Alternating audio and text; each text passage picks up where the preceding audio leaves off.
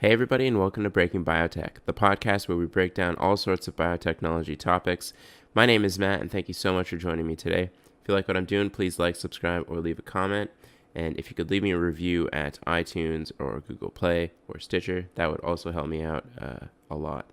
So, welcome to the show. Today we're going to be talking about Sangamo Therapeutics, and they're a company that I've been interested in for a while, along with all the other sorts of gene editing and gene therapy companies. So these guys have been around for a while, and they've been pretty disruptive, I think, in their different gene editing and gene therapy products. But today I'm going to talk about the latest release of data for the treatment of MPS II, or Hunter syndrome, which is a deficiency in an enzyme known as iduronate 2 sulfatase. And when you have a deficiency in this enzyme, you end up getting a buildup of these large polysaccharide molecules, and it leads to a lot of problems. So they also have products for hemophilia and beta thalassemia, and I've covered Spark and some of the other companies that are also trying to figure this out from a gene therapy and genome editing perspective. But the treatment that they have for MPS II is it's a gene editing therapy where they use zinc finger nucleases to insert this gene that encodes for the IDS product. So the current treatment for IDS is Elaprase, and it's enzyme replacement therapy. So patients have to go weekly to get the enzyme actually put back into their blood system. Then the tissues take it up, and they're able to then break down the large-scale mucopolysaccharides, and then they can be detected in the urine or the blood. So the release of the data, this is a phase 1/2 trial that Sangamo has going on right now for their treatment, and it's called SB-913.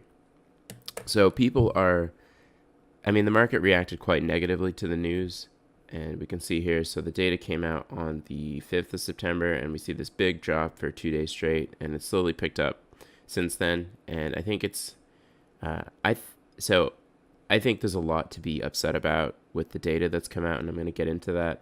But I do see some potential here. So I've taken a position on the company, and I'll explain why I have in a second. So, okay, so let's get into the data. So what they're trying to do is they're just trying to replace IDS in the body. And so you can do that in many different ways. And the gold standard right now is this Elaprase, like I explained. So patients that they have in these trials are on ERT, enzyme replacement therapy. And then the trial is they're treating patients, and 2 in each cohort, with different doses of this AAV vector.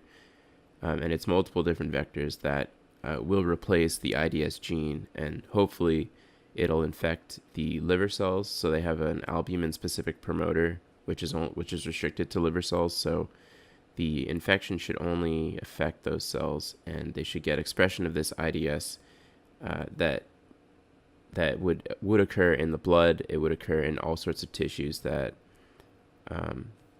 the gene product, the enzyme itself, is going to be. So the liver cells are going to be the only ones that actually produce the IDS, but they're going to secrete it into the plasma, and then it's going to circulate and get taken up by other tissues. So so this is what I just explained. So liver expresses it after treatment, and then it goes all over the body, and it'll break down these mucopolysaccharides that cause the difficulties that we see in MPS II, or Hunter syndrome. So one of my frustrations with this study is that they only did 2 patients in each cohort, so three different cohorts with different doses of SB-913 and 2 patients.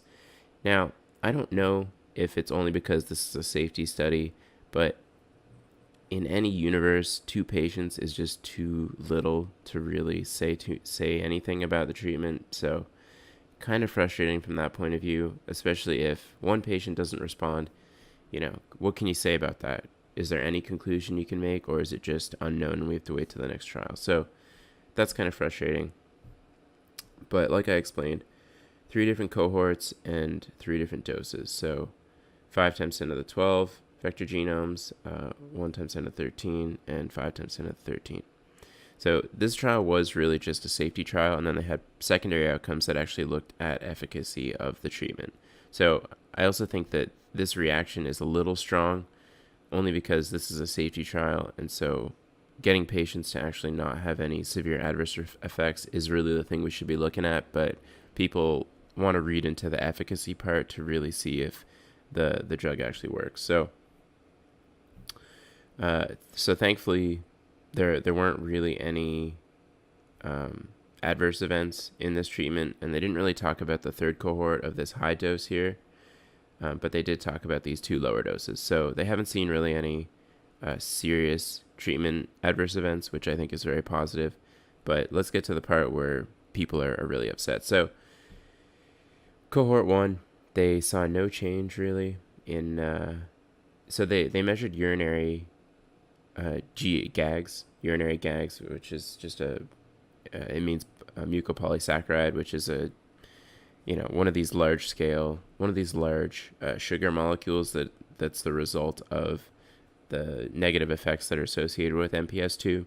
So if they see that urinary GAGs go down, then they can it suggests that these big molecules are getting broken up, and that's good. That's what we want to see. So this is kind of this is another surrogate endpoint. It's not really measuring the disease, which you could measure through clinical outcomes or actually measuring the IDS activity.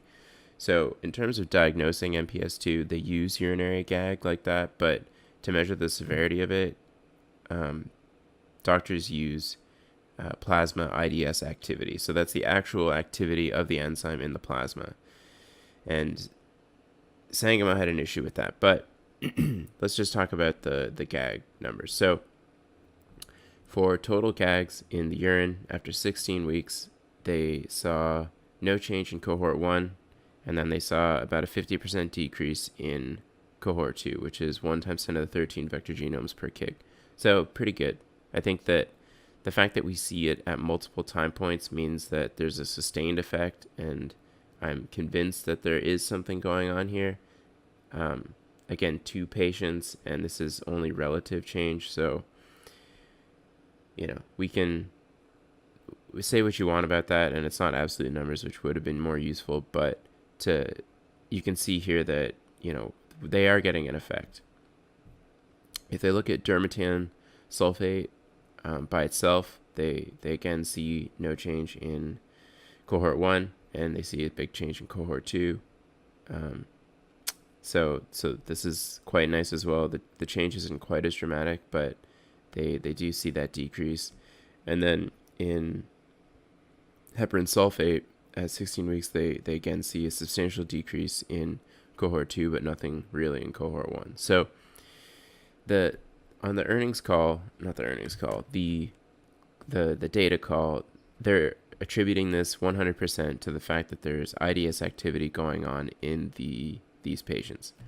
Now, no scientific study would publish this data unless you could show that there was actually IDS activity going on. So it's very nice for them to say that that's what's happening, but without showing any data, it's a wash. It's not useful to us. So they said their plasma IDS activity assay wasn't sensitive enough to detect in the plasma, which you can imagine is possible. So their limit of detection here is 5.2 nanomole per hour per milliliter.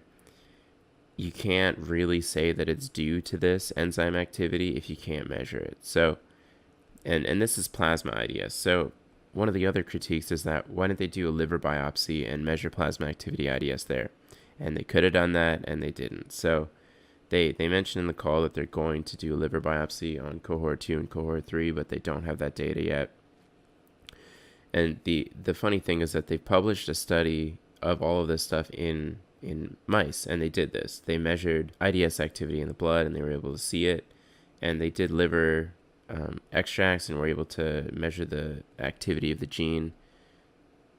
So this study here, they go into very, very good detail on what they need to do in humans, really. And I know taking a liver biopsy is more intense for humans than it is mice, but you're trying to really show a proof of concept here, And if you're trying to convince people that this is how everything is working, you need to show this data. So this is disappointing, to say the least. And there's things that they could have done to make people feel better. But I think part of me wants to give them, if we were to give them the benefit of the doubt, this is a safety study, and that is the primary endpoint that they're looking for. So I think we should focus on that a little bit. But I think the market right now is pricing in this uncertainty. So there's a chance that there is enough plasma IDS activity to merit that drop in urinary GAGs, and they just can't measure it. So I'm betting by my position that they're going to come up with a new assay, and it's going to measure a certain amount of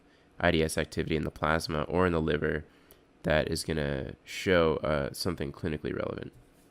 Now, one of the other things that has bothered me so much is that it's nice for us to argue about these things, like whether or not they should show IDS activity, but we're not the ones that make the decision on whether this gets FDA approved.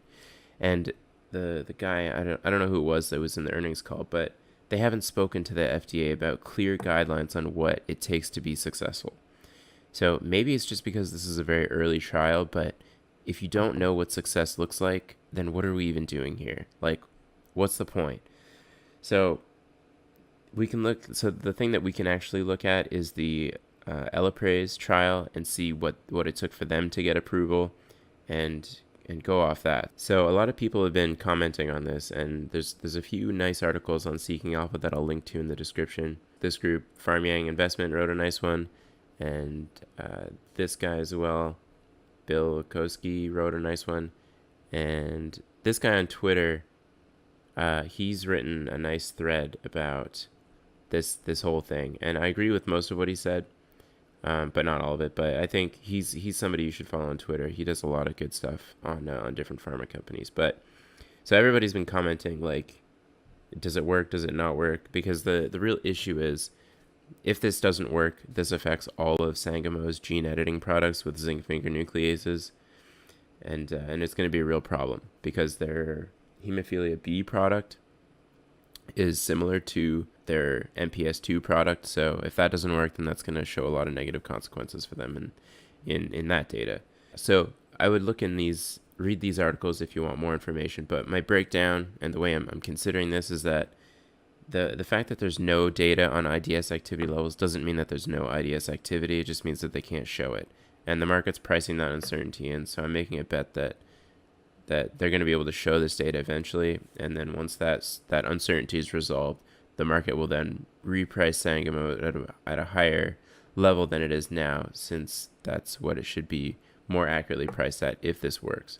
Yeah, so I am disappointed in the amount of confirmatory studies that would actually put investors at rest when it comes to this, but I think that once we get more information on it, it'll be satisfying. Because if you look at their mouse data actually looks quite good. So I recommend people go to look at this study. I'll put a link below, because they did pretty extensive stuff to show that it works in mice.